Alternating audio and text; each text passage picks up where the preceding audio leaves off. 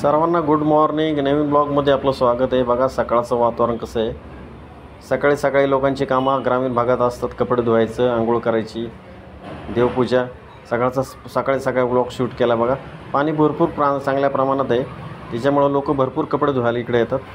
बघा आजूबाजूचा परिसर कसा निसर्गरम्य आहे. सभोवतालचा डोंगर बघा. बघा ही शेतं आहेत, शेतं पण हिरवीगार भरली आहेत. ही भात शेती आहे. ही सगळी टोटल भात शेती आहे. बघा परिसर कसा आहे.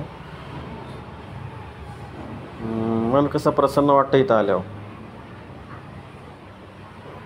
बघा हा डॅमचा परिसर. डॅमला पण चांगल्या प्रमाणात पाणी वाढलेलं आहे. हा चासकमान डॅम आहे.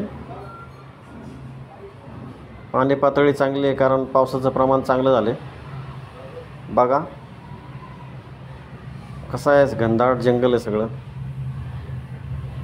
बघा हा एक पोरगा आपला शेळी वळवतोय. हा शेवटचा ब्लॉग बघा, शेवटचा भाग शूट केला मी. हा तुम्हाला हा ब्लॉग नक्कीच आवडला असेल मला वाटते. कधी आला तर खेडच्या ह्या टप्प्यात फिरायला या, चासकमान डॅमच्या बाजूला.